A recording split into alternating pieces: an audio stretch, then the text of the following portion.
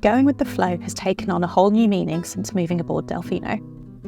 It used to mean problem solving at work or letting friends choose weekend plans, but over the summer I quickly learned that going with the flow has so many more aspects on board a boat than during my life on land. Around the west coast of Scotland, you literally have to go with the flow of tidal currents, as well as letting the weather dictate what you're doing that day. You also have to take advantage of what's available in the remote Scottish Islands, which in Loch Spelve turned out to be some of Scotland's best mussels. The only catch was that I'd never cooked or enjoyed eating seafood before, so this was going to be a real test of my ability to go with the flow. When leaving Cruve, there are 3 choices to get between the islands and over to Mull.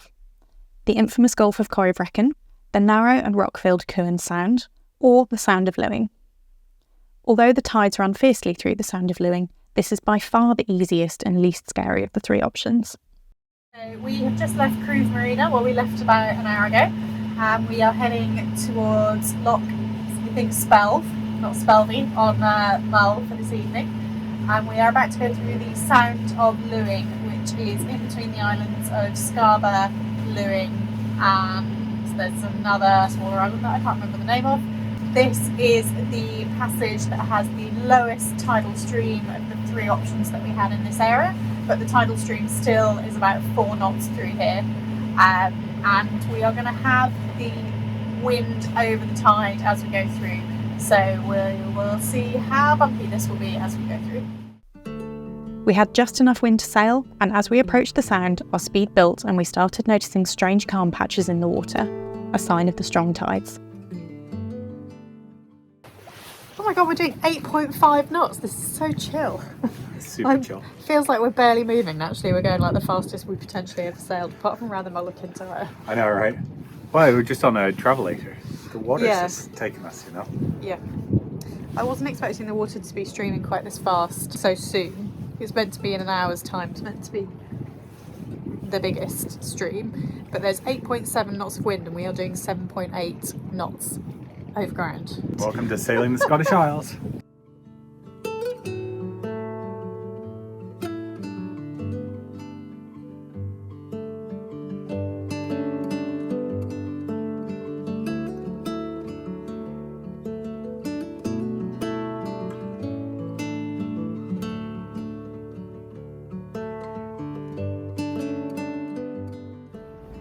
It's super strange sailing through here. The water is like absolutely flat calm, or at least it looks it, and then there's all these like weird sort of currents and eddies, and yet we are going super duper quickly. So at the moment it's 10.3 or 10 knots of wind. We're doing 9 knots over ground and it's 11 meters deep, so you look up at the displays and you just have no idea which one is doing which. It's very, very confusing, but super beautiful and very, actually oddly relaxing. Are you finding this relaxing? Yeah, I'm really enjoying this. Yeah, it's lovely.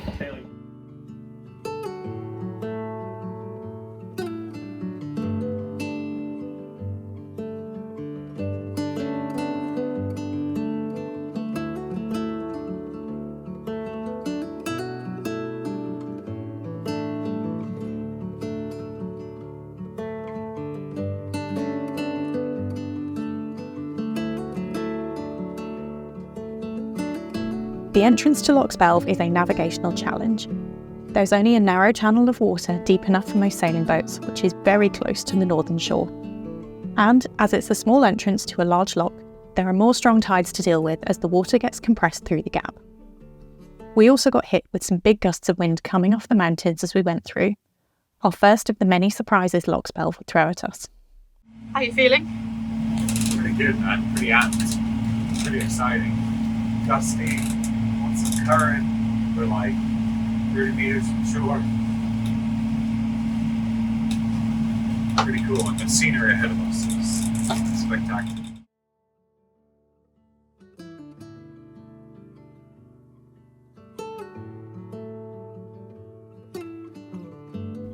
As soon as we anchored, we sat down to take in our new surroundings and spotted a bird of prey soaring above us. We'd heard that there were a few golden eagles here, but it was a great surprise to see one so soon after arriving. The next morning we woke up to clear skies, so we headed ashore to stretch our legs and made our second discovery in the loch. We knew that there were mussel farms all around here, but we weren't expecting that they'd be for sale out of a cool box on the shore. Ordinarily, this would have been a great discovery, but we spent the rest of the walk debating whether or not we'd be buying a bag on our way back through. I don't have a huge amount to say about the walk, other than that it was very nice. So while I show you the clips from that morning, I'm going to explain why we were debating buying mussels for so long. I love cooking and eating good food, and I'm super excited about finding new ingredients and fresh produce on our travels. So it should be a no-brainer that we'd be buying the mussels. Except for the fact that I cannot stand the taste of seafood. Which is going to be a bit of a problem given I'm going to be in coastal areas for the foreseeable future, where the best produce is, you've guessed it, seafood. So, with more than a bit of prompting from Stu, we decided to go for it and buy a bag of mussels. We had everything we'd need to make them tasty on board, and I was hoping that eventually I'd start liking the taste, even if I didn't fully appreciate these ones. And, in a worst case scenario, it was at least a good excuse to open a bottle of white wine. Free mussels, or honesty box mussels, look at that. And some recipes.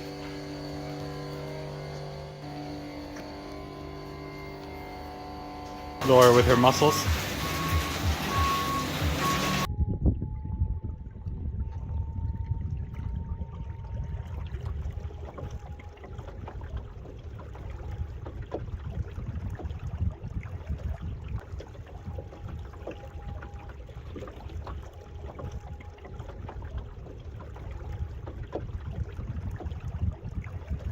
Currently doing something that I never thought that I would do during my life on land, which is preparing some mussels for dinner.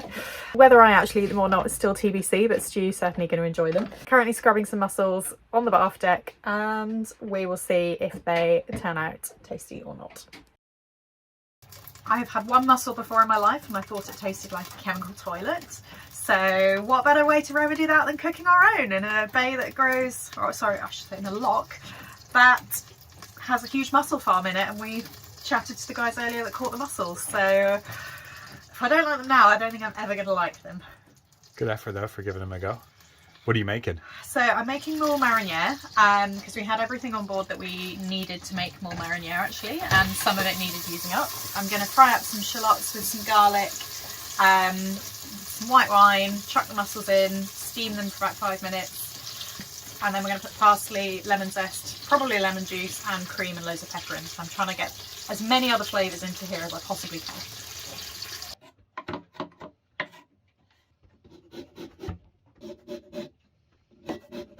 Think that much? Yeah. Holy moly. Right, mussels. Do your worst. It turns out that Loch Spelve is the perfect place for growing mussels, and these mussels have been voted the best in Scotland on numerous occasions. The remote location away from any towns means the water is clean, but has lots of natural silt running off the mountains. Mussels filter their food from the water they live in, and you could see that the water here was packed with nutrients. This filtering and the fact that mussels grow clinging to ropes means that harvesting them doesn't impact the environment they live in. In fact, mussels are one of the most sustainable sources of protein available, particularly as they contain 8 times more protein than chicken. They're also super good for you in other ways, low in fat, rich in B12 and omega-3s. So given they're good for the planet and good for me, I really wanted to like mussels, but with my track record with seafood, I was still very nervous for my first try. Da-da-da! Scott, could I show you that gross bit in the middle? Yep.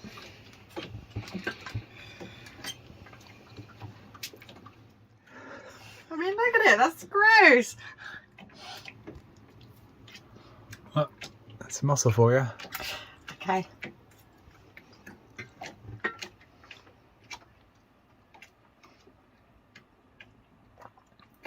Thoughts?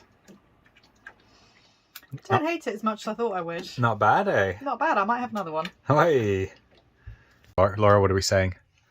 As much as I hate to admit it, these are actually really good. I'm really enjoying them. They're delicious, aren't they? They're really good. Amazing. So good. If you're ever in Loch Spelve, buy the mussels. So we bought 2.5 kilos and I'm genuinely quite sad that we threw the rest of them back. And if you don't know Laura, that's a big saying. Yeah, I hate anything that lives in the sea, so this has been a true discovery for me.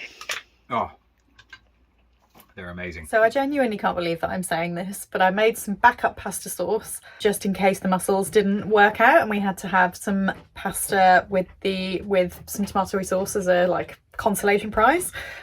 But that's actually going in the fridge, and we are going to have pasta in the leftover mussel sauce because we enjoyed it so much and we want more of that taste. Who am I? Who am I? I know, right?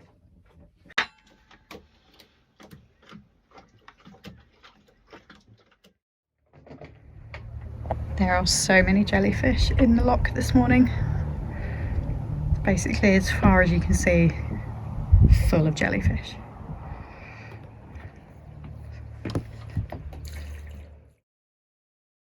We really enjoyed our stay in Loch Spelve, but after nearly 2 weeks of isolation, we were ready to head into a bigger town.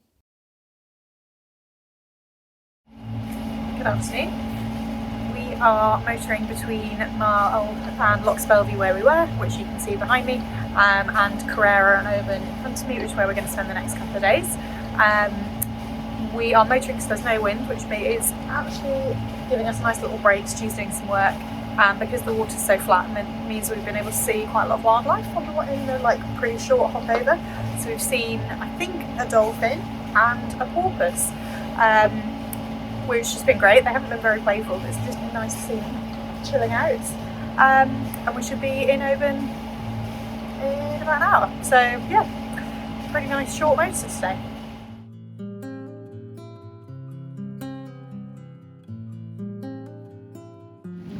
I have no idea if this is going to pick up on the camera or not, but we're just sailing past a ruined castle and some Highland coos.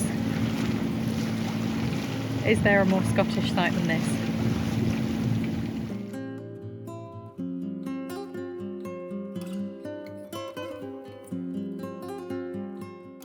Hello.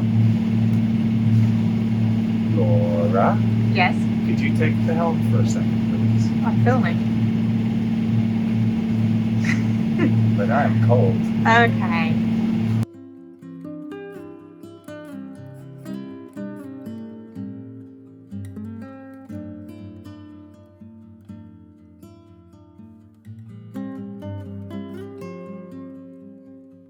Oben is the largest town that we visited over the summer and the busiest ferry terminal in Scotland. The island of Kerrera sits directly in front of it, creating a perfect sheltered bay for ferries and smaller boats. There's so much boat traffic in and around Oben that there are strict rules about how to navigate the area, which basically boil down to sailboats using their engines and avoiding the ferries at all times.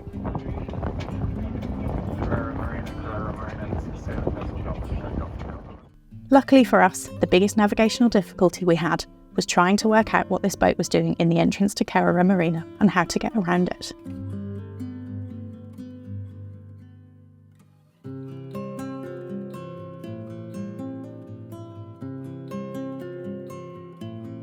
Thanks for watching. Join us next time as we find some more Scottish food in Oben, hike around the island of Kerrera, explore a ruined castle, and find more honesty freezers. Honesty box beef buying hacks. We're in Scotland after all. It's raining and the path is totally flooded. Good.